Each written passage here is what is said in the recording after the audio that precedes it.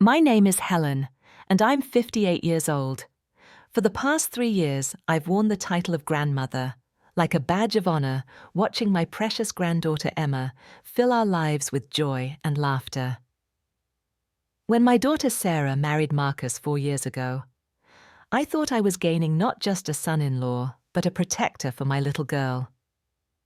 Their wedding was everything Sarah had dreamed of, a fairy tale beginning that made my heart swell with happiness. But lately, something has felt terribly wrong. Sarah's voice has grown quieter during our phone calls, her eyes avoiding mine when we're together. Today, I made a decision that would change everything. I decided to visit unannounced, and what I discovered in that house will haunt me forever. Before we dive into this story, please let me know where you're watching from in the comments below. Don't forget to hit that like button and subscribe for more real-life stories that matter. Now let me tell you about the moment I realized that sometimes protecting peace means staying silent, but protecting family means finding your voice no matter the cost. Looking back, our family seemed like something out of a Norman Rockwell painting. My husband David, 60 years old, and freshly retired from his job at the Postal Service, and I had built what we thought was a perfect life. Our 2 children, Sarah at 28 and Ben at 25, had grown into remarkable adults who made us proud every single day. Sarah's wedding day 4 years ago remains one of my most cherished memories. The church was filled with white lilies, her favorite flower. And when Marcus walked down that aisle in his perfectly tailored tuxedo, I saw nothing but love in his eyes. Marcus came from what appeared to be an impressive family. His father Frank owned several successful car dealerships across the state, while his mother Patricia worked as a corporate lawyer for a prestigious firm downtown. Even Marcus's younger brother Dylan seemed charming, always quick with a joke and a warm smile. The ceremony itself was flawless. Marcus's family spared no expense, hosting the reception at the country club where Patricia held membership. Frank gave a touching speech about welcoming Sarah into their family, calling her the daughter they never had. Patricia presented Sarah with her grandmother's pearl necklace, a family heirloom that had been passed down through 3 generations. I remember feeling so grateful that my daughter had found such a loving established family to become part of. When Emma was born 3 years ago, I thought my heart might burst from pure joy. She was perfect with Sarah's bright blue eyes and Marcus's dark curls. I spent countless hours at their house helping with feedings and diaper changes, marveling at how natural Marcus seemed with his tiny daughter. He would walk the floors with her for hours when she was colicky, singing soft lullabies that made even David tear up. But somewhere along the way, subtle changes began creeping into our family dynamic. At first, I attributed them to the natural adjustments that come with marriage and parenthood. Sarah started declining invitations to our weekly family dinners, always with the same explanation that Marcus had made other plans for them. When I suggested girls' nights or shopping trips, Sarah would hesitate before explaining that Marcus preferred she check with him first about evening activities. David, ever the optimist, would pat my hand when I expressed concern. "Helen, honey, they're just figuring out their rhythm as a couple," he'd say, his voice gentle but dismissive. Remember how protective I was when Ben was little? Some men just take their role as provider seriously. I wanted to believe him, wanted to trust that my growing unease was simply an overprotective mother's paranoia. The changes in Marcus's family were more difficult to ignore. Where once Frank had greeted me with hearty hugs and asked about David's golf game conversations became stilted and formal. Patricia, who had once insisted I call her Patty, began addressing me as Mrs. Thompson with a coolness that made my skin crawl. Even Dylan seemed different. His easy laughter replaced by smirks that never quite reached his eyes. The first real warning sign came about 6 months ago, during what should have been a joyful Easter celebration. Sarah arrived at our house wearing a beautiful lavender dress with long sleeves unusual for the warm April weather we were having. When she reached up to get Emma's jacket from the coat closet, the sleeve rode up just enough to reveal a dark purple bruise wrapped around her wrist like an ugly bracelet. "Oh my goodness, Sarah, what happened to your arm?" I asked my mother's instincts immediately, on high alert. The color drained from Sarah's face as she quickly pulled the sleeve back down, her eyes darting toward the living room where Marcus was playing with Emma. "I fell down the stairs at home last week," she replied, but something in her voice sounded rehearsed, like she'd practiced the explanation. "You know how clumsy I've always been, especially when I'm rushing around trying to get Emma ready for daycare." But Sarah had never been clumsy. As a child, she'd taken ballet for 8 years and had the grace of a dancer even as an adult. The explanation felt hollow, but when I tried to examine the bruise more closely, she stepped away, wrapping her arms around herself protectively. From that day forward, I began noticing things I'd previously overlooked. Sarah always wore long sleeves now, even on the hottest summer days. She'd developed a habit of standing slightly behind Marcus during family gatherings, as if seeking permission before speaking. When Emma would run to me for hugs, I'd catch Sarah watching nervously, her hands twisted together in a gesture of anxiety I'd never seen before. Phone calls became increasingly frustrating. I'd dial Sarah's number, excited to chat about Emma's latest milestones, or plan our next visit, only to have Marcus answer instead. "Sarah's in the shower," he'd say, or "she's putting Emma down for a nap." When I asked when might be a better time to call back, he'd suggest I try his schedule instead, since he could coordinate things more efficiently. The few times I did manage to speak with Sarah directly, our conversations felt stilted and unnatural. She'd answer my questions with short, careful responses, and I could hear the tension in her voice even through the phone lines. When I'd ask about plans for the weekend or upcoming holidays, she'd defer to Marcus, saying things like, "I'll have to see what Marcus has in mind," or "Marcus is better at planning these things than I am." Emma, my precious granddaughter, who had once been the light of every room, began showing changes too. The bubbly, chattering toddler, I remembered, was becoming increasingly quiet and withdrawn. During visits, she'd cling to Sarah with an intensity that seemed desperate rather than affectionate. When Marcus would enter the room, Emma would immediately stop whatever she was doing, her little body tensing as she watched his every move. David continued to dismiss my concerns, attributing everything to normal family adjustments. "Different families have different dynamics, Helen," he'd remind me. "Maybe Marcus just likes to be more involved in the planning. Some men are natural organizers." But late at night, when David thought I was sleeping, I'd catch him staring at the ceiling, his brow furrowed with the same worries that kept me awake. 3 months ago, my concerns escalated from worry to genuine alarm. I'd called Sarah's house multiple times throughout the week, leaving cheerful voicemails about wanting to take Emma to the zoo or have lunch together. When she finally returned my calls, her voice sounded strained and tired. "Mom, I'm so sorry I haven't called back sooner," she said, but there was something flat about her tone that made my heart ache. "Things have been really busy here, and Marcus thinks it's better if we limit outside activities while Emma's going through this difficult phase." Difficult phase. Emma was barely 3 years old and had always been an easy, happy child. When I asked what kind of difficulties they were experiencing, Sarah's explanations were vague and contradictory. Sleep problems, eating issues, tantrums that I'd never witnessed during my visits. The breaking point came when I called Emma's daycare directly. As her grandmother, I was listed as an emergency contact, and I'd often picked her up when Sarah was running late. But when I called to arrange a surprise pickup to take Emma for ice cream, the director's response shocked me. "Oh, Mrs. Thompson, Emma hasn't been here for almost 2 weeks," Mrs. Rodriguez explained. "Mr. Marcus called and said she was sick with a stomach bug, then mentioned they were considering keeping her home for an extended period while they worked on some behavioral issues." 2 weeks.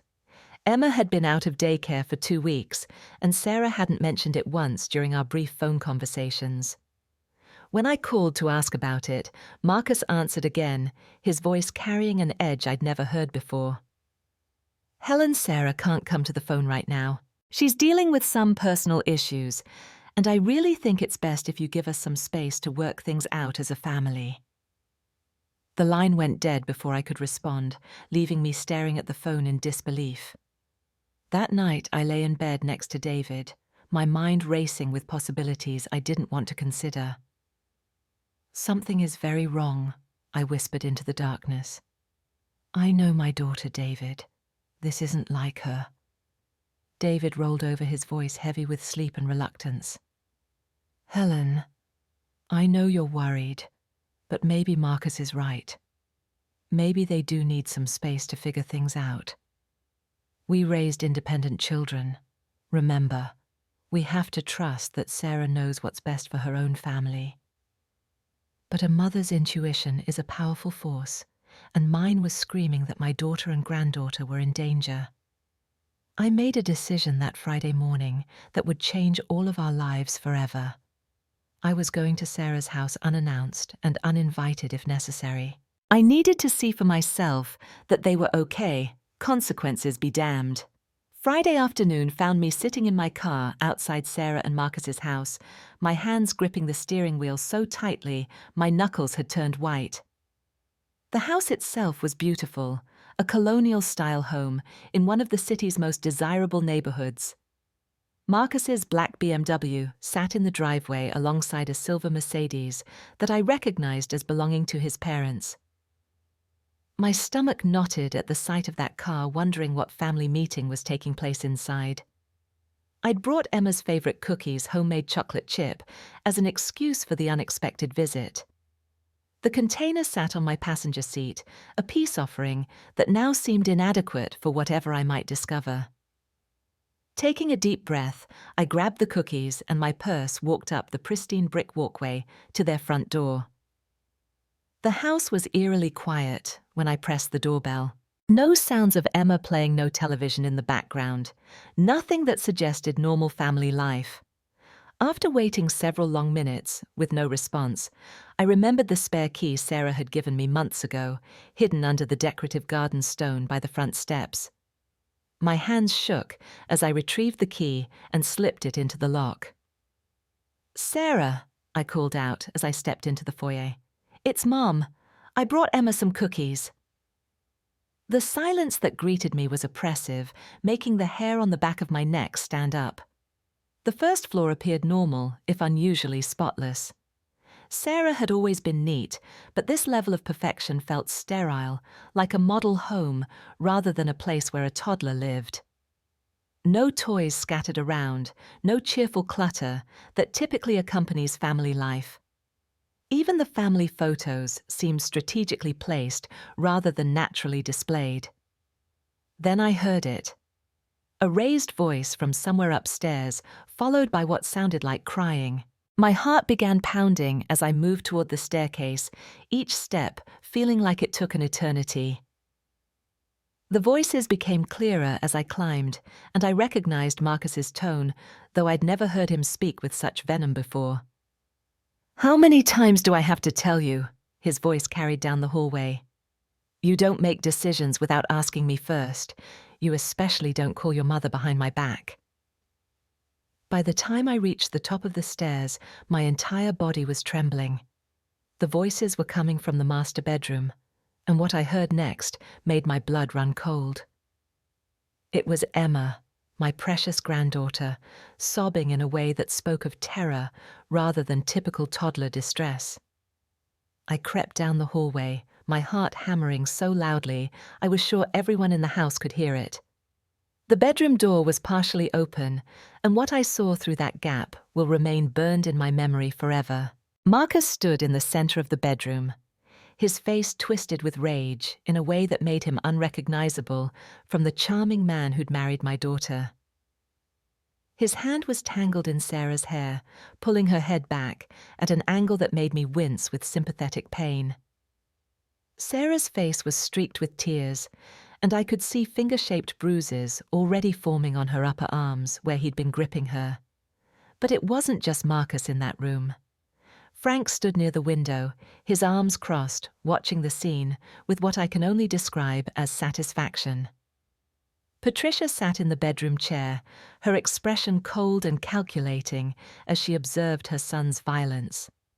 Most shocking of all was Dylan Marcus's younger brother, who was actually smiling as he leaned against the doorframe, as if he were watching an entertaining television show rather than witnessing domestic abuse. "The problem with you, Sarah, is that you still think you have choices," Marcus was saying, his voice low and threatening. "You think because you're Emma's mother, you get to make decisions about her welfare. But in this family, I make the decisions. My family makes the decisions. And we've decided that Emma needs stronger discipline." It was then that I saw her, my beautiful granddaughter, cowering in the corner of the room. Emma's lip was split and bleeding, and there was a red handprint across her cheek that made my vision blur with rage. She was clutching a stuffed animal to her chest, her whole body shaking with silent sobs. "Look what you made me do," Marcus continued, gesturing toward Emma with disgust. "She wouldn't stop crying for you, so I had to shut her up. If you'd just followed the rules we set, none of this would have been necessary." Patricia's voice cut through the room like ice. "Sarah dear, you knew what you were getting into when you married into this family. We don't tolerate disobedience, and we certainly don't tolerate divided loyalties. Your husband and his family come first, always." Frank nodded approvingly. "The boy needs to establish dominance early. It's how I raised Marcus and Dylan, and look how well they turned out. Strong men who know how to control their households." Dylan's laughter was the sound that finally broke through my paralysis. "Dad's right, Sarah. You should be grateful Marcus is willing to teach you and Emma how to behave properly. Some families would have just gotten rid of you by now." Sarah tried to speak, her voice barely above a whisper. "Please, Marcus, she's just a baby. She doesn't understand what you want from her." The sound of his hand connecting with Sarah's face echoed through the room like a gunshot. Emma's sobs became louder, more desperate, and I watched my daughter crumple to the floor, one hand pressed to her reddening cheek. "Don't you ever question my methods again," Marcus snarled, standing over Sarah's fallen form.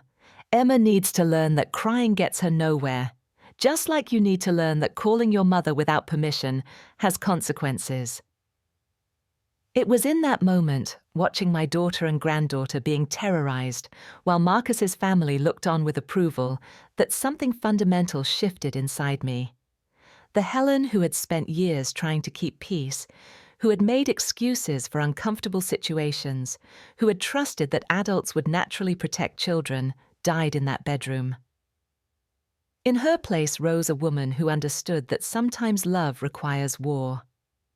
I don't remember making the decision to enter that room.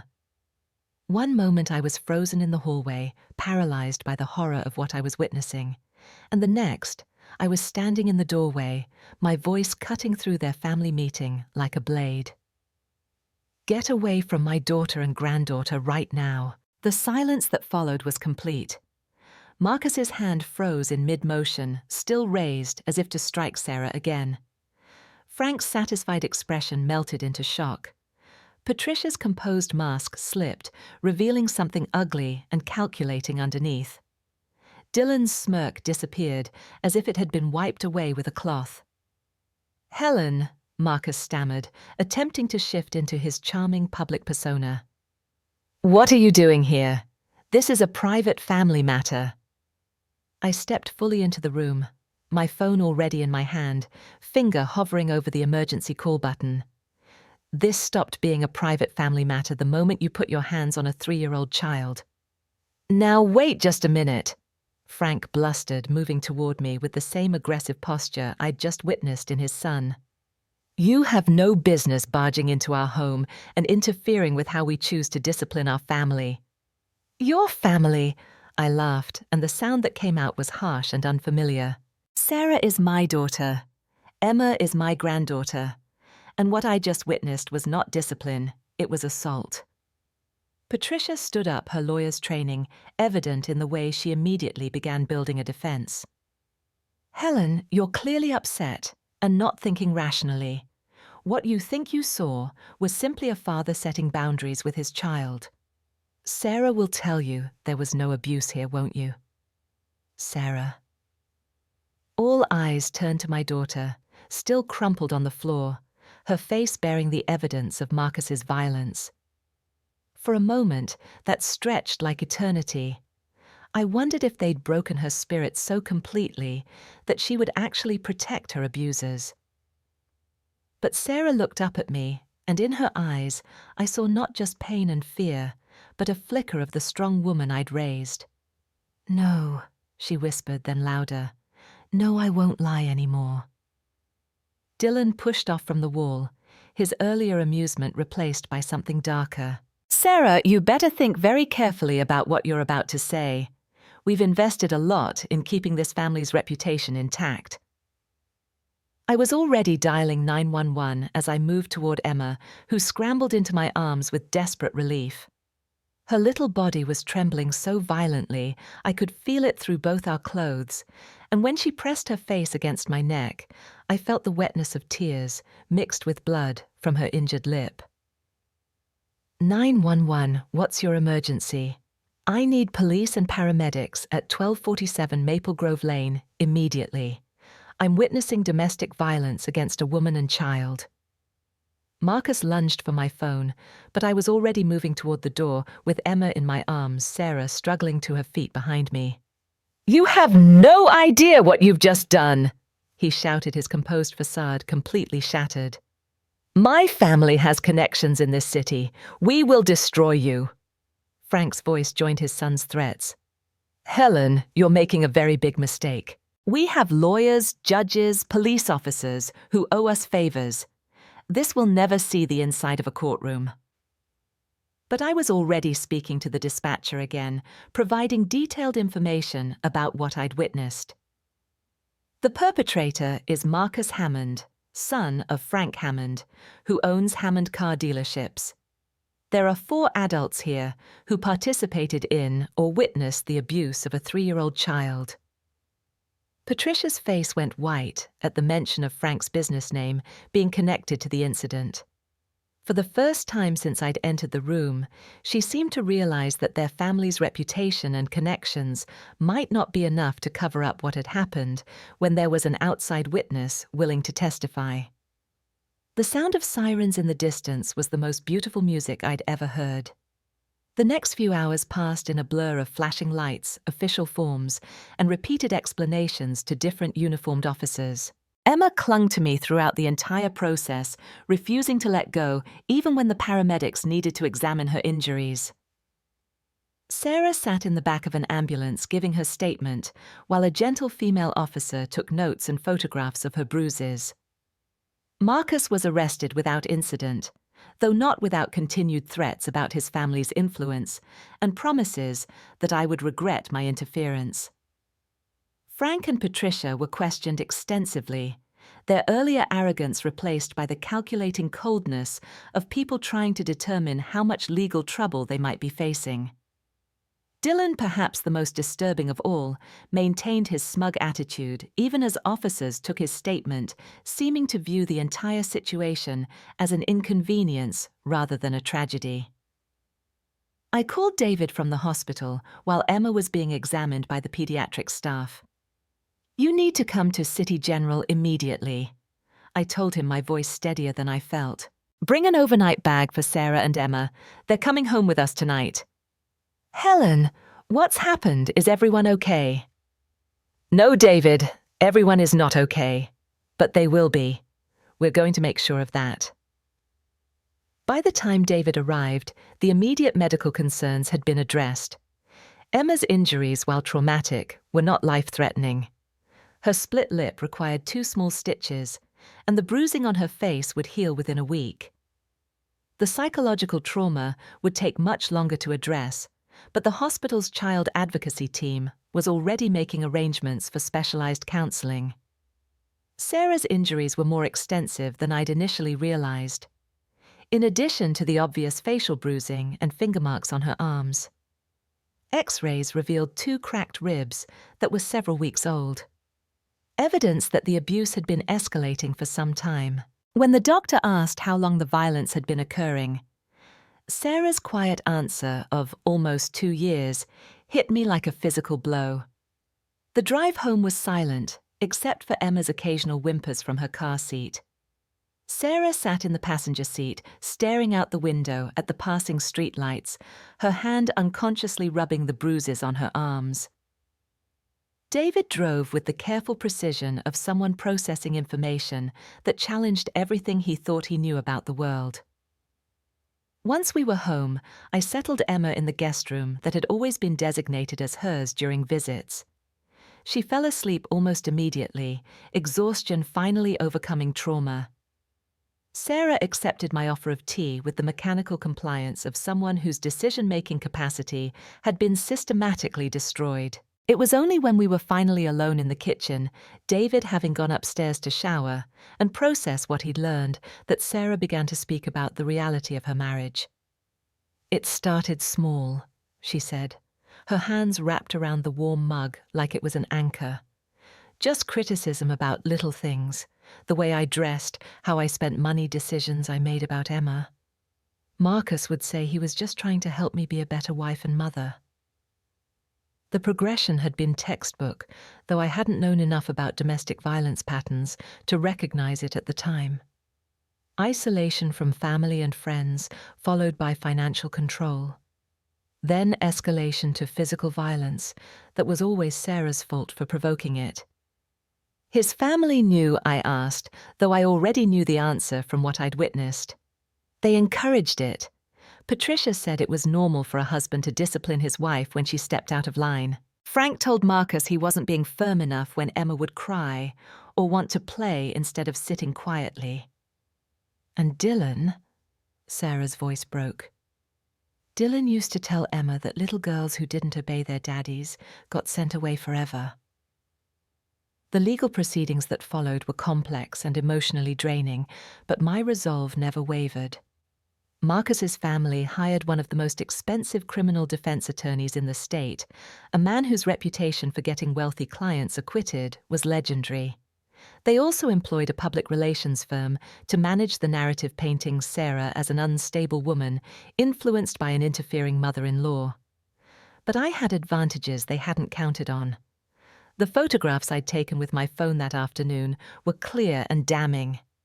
Emma's injuries were well documented by medical professionals. Most importantly, my reputation in the community as a stable, reliable woman with no history of mental illness or attention-seeking behavior gave weight to my testimony.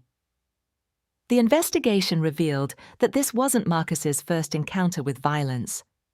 In college, he'd been arrested for assault during a fraternity incident, though the charges had been dropped after his family's intervention. A former girlfriend came forward with stories of psychological abuse and intimidation tactics that matched Sarah's experiences exactly.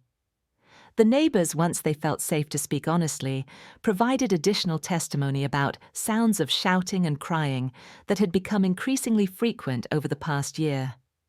One family had actually called the police 6 months earlier, but Marcus had charmed his way out of trouble by claiming they were dealing with a difficult toddler's tantrums. Sarah's transformation during this period was remarkable to witness. With each day away from Marcus's control, more of her authentic self emerged. She started making decisions independently, expressing opinions, even laughing at Emma's silly jokes in a way that reminded me of the confident young woman she'd been before marriage. Emma's healing was slower, but equally inspiring. Weeks of play therapy helped her process the trauma, and gradually her natural curiosity and joy began to resurface. The night she asked if the mean daddy was ever coming back, and I was able to tell her honestly that he wasn't marked a turning point in her recovery. The trial lasted 3 weeks. Marcus's family spent enormous amounts of money trying to discredit both Sarah and me, hiring private investigators to dig up any potential scandals from our past. When that failed, they attempted to argue that their parenting methods were simply stricter than modern standards, not abusive. The jury deliberated for less than 4 hours. Marcus was convicted on multiple charges, including domestic violence, child abuse, and intimidation. He received a 5-year prison sentence and a permanent restraining order preventing any contact with Emma. Patricia and Frank faced no criminal charges, but were named as co-defendants in the civil lawsuit. Sarah filed seeking damages for the years of psychological abuse they had enabled and encouraged. The civil case was settled out of court for an amount that ensured Emma's future education expenses would be covered and provided Sarah with enough financial security to rebuild her life independently. More importantly, it sent a message that enabling domestic violence has consequences even for wealthy families who thought they were above accountability. It's been 18 months since that terrible Friday afternoon, and the transformation in both Sarah and Emma continues to amaze me daily. Sarah has returned to the social work career she abandoned when Marcus convinced her that working mothers were selfish.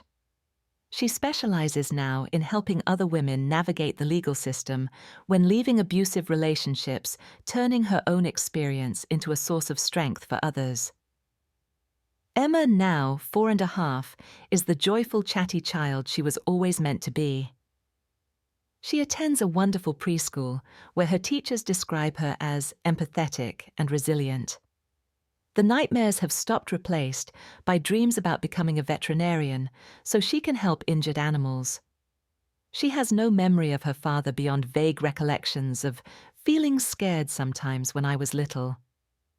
David has become one of Sarah's strongest advocates, having learned to trust his own instincts about people and situations rather than dismissing concerns as overreaction. He volunteers now with a men's organization that works to change attitudes about domestic violence, speaking honestly about how his own desire to avoid conflict nearly prevented him from protecting his family. As for me, I've learned that intuition isn't paranoia, and that love sometimes requires us to make people uncomfortable.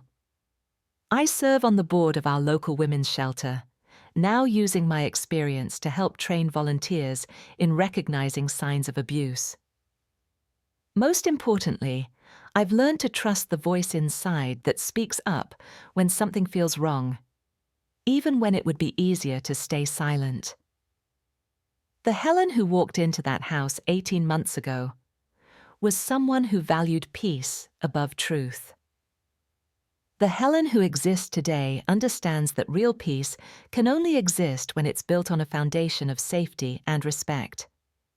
Sometimes the most loving thing you can do is refuse to enable harmful behavior, even when that refusal comes at great personal cost. Sarah recently told me that she's considering dating again, and while part of me wants to wrap her in protective armor, I know that healing means learning to trust herself, to recognize healthy relationships. Emma asks sometimes if she'll ever have a daddy again, and Sarah's answer is perfect. Maybe someday, sweetheart, but only if we find someone who treats us both with kindness and respect. The legal victories were important, but the personal victories mean more. Sarah making decisions without seeking permission from anyone. Emma laughing until she gets hiccups. David admitting when he's wrong without defensiveness. Our family learning that conflict isn't inherently destructive when it's handled with integrity and love.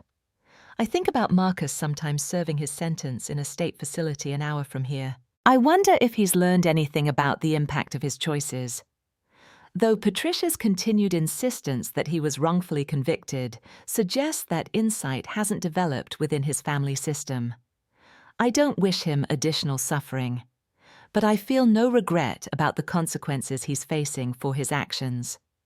The most profound change has been in how I view my role as a mother and grandmother. I used to think that loving someone meant avoiding conflict, keeping things pleasant, not making waves that might disrupt family harmony. Now I understand that sometimes love requires you to make enormous waves, to risk relationships, to choose protection over politeness. When people ask me for advice about trusting their instincts regarding family members, I always tell them the same thing.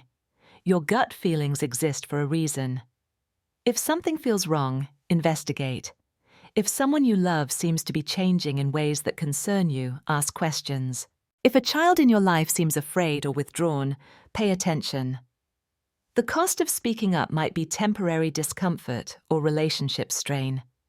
The cost of staying silent could be someone's safety, dignity, or life. Looking at Sarah and Emma now building their new life with courage and grace, I know that every difficult moment of the past 18 months was worth it. They're safe. They're healing. They're free to become whoever they're meant to be, without fear or limitation. And that's a victory that no amount of money or influence can ever take away. Have you ever had to make a choice between keeping peace and protecting someone you love? What signs of trouble have you learned to recognize in your own life or family? Please share your thoughts in the comments below, and don't forget to like this video if it resonated with you. Subscribe for more stories about finding courage in difficult situations, and share this with anyone who might need to hear that their instincts matter and their voice has power. Thank you for listening to my story, and remember that sometimes the greatest act of love is refusing to stay silent when someone needs protection. Stay strong. Trust yourself, and never underestimate the difference one person can make when they choose to act on behalf of those who cannot protect themselves.